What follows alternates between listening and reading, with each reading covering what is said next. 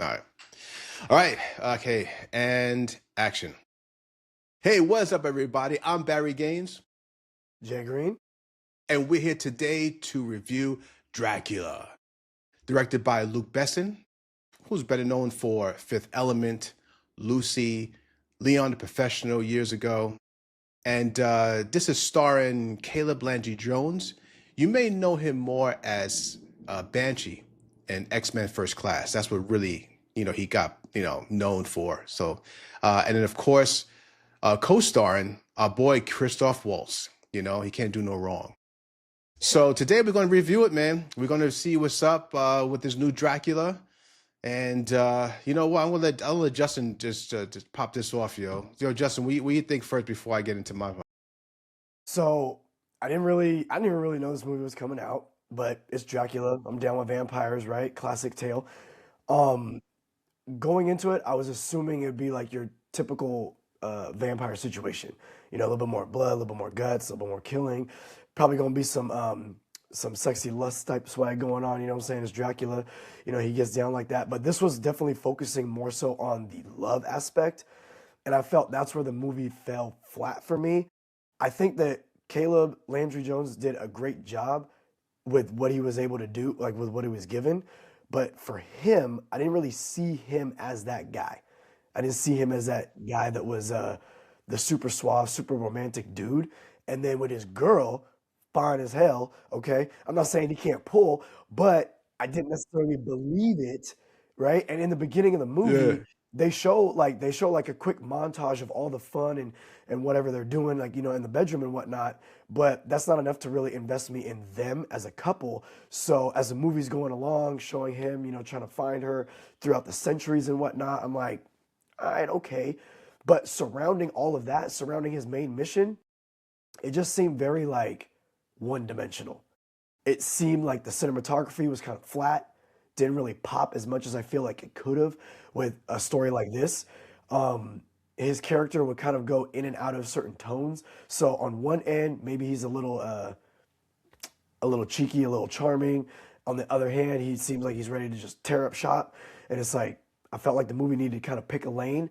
And when he was like tearing up shop, it was like, okay, it was cool. I see what you're trying to do, but it didn't really hit for me. I didn't really feel maybe what they were trying to give me the feeling of. Maybe they were trying to make him feel more sinister, more ruthless, more Yeah, like, yeah. I'm willing to do anything and everything to get to my girl. I didn't really feel that. I just felt like he kind of maybe sent some feelers out, some people to kind of figure it out. And Yeah, I know some. you know what I'm saying?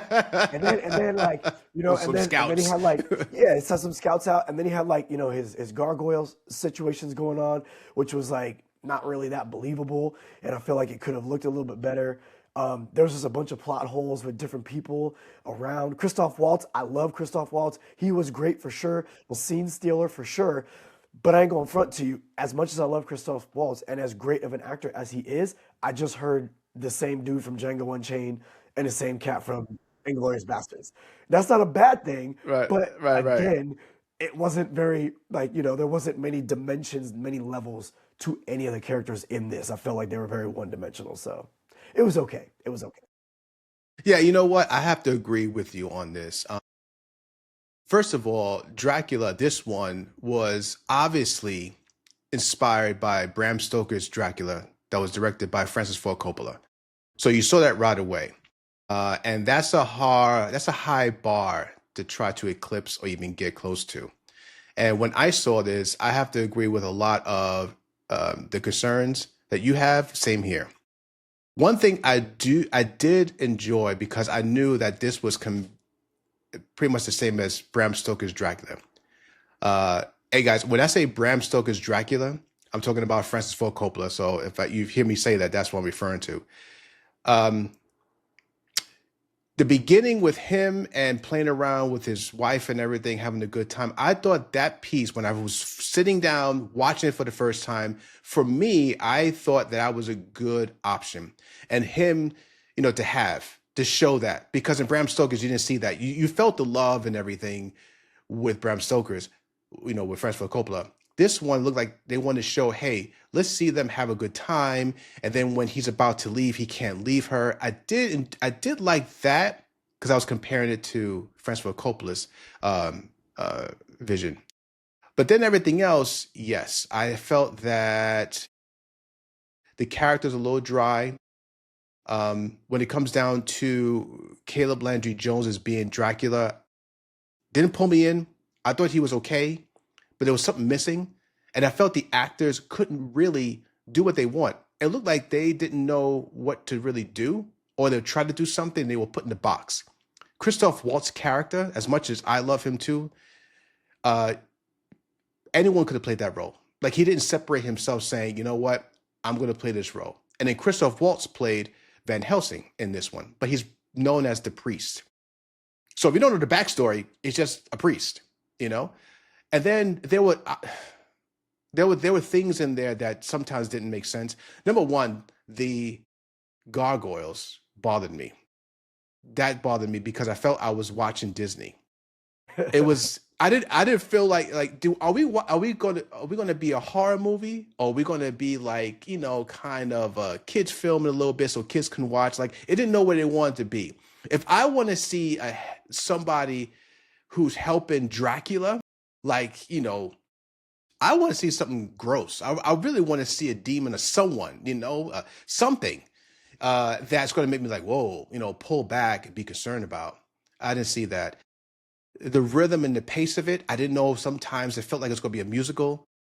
Then I didn't know where it was going at moments, and then it would like snap back to the original story, and it would snap to somewhere else. Especially like you was talking about, Jay, about going around the world and looking for his love and all this stuff. And then next thing you know, he's going around the world, and you felt like you were in some type of, I don't know, like I said, a musical sometimes. And then boom, it snaps back, and next thing you know, oh, I found her. Oh. And then he was the creepy man with the way it would look when he actually found her. And like you said, the woman who played his wife, yeah, she was far better than Bram Stoker's with Francis Coppola. I did like her better overall as the queen. But yeah, man, I was kind of disappointed a little bit with this one.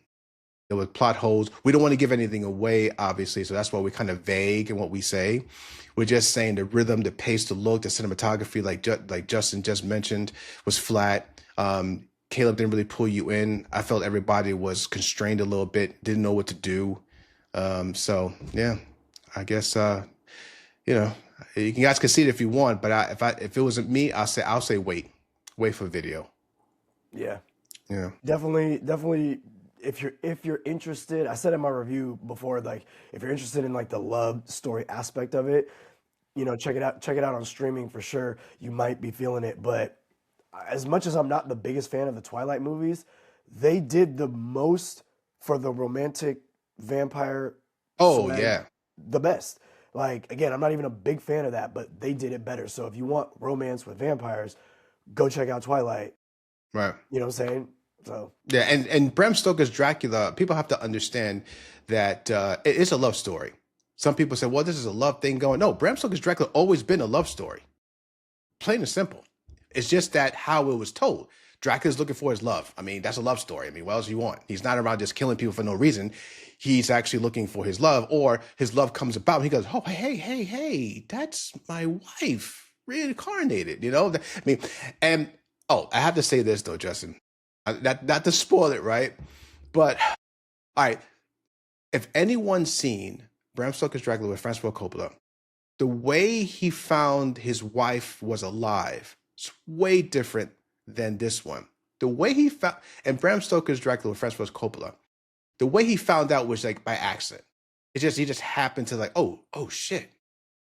This one seemed a little odd, yo. I would question my man, like, yo, why you asking about my wife? The way he said, yo, let me see your wife. What? You know what I'm saying? Like, what are you talking about, bro? I'm like, yo, you're not seeing my wife because get the hell out of here, yo. It was like that. It was like, bro, that was kind of odd, So anyway, I just had to put it out there. So if anyone sees it, oh well. But it's just like, really? Yeah. Yeah. So yeah, guys. So I guess, like Justin and I said, it's one of those films where if you're expecting some spectacle and deep meaning and fulfillment of storyline and cinematography and acting, unfortunately, this is not it. So I would say wait for video. What do you say, Josh? Yep. Stream it all day. Yeah, stream it all day. All right. So this is our review of Dracula, the new one anyway. And see it at your own risk. All right. All right. Peace. Deuce.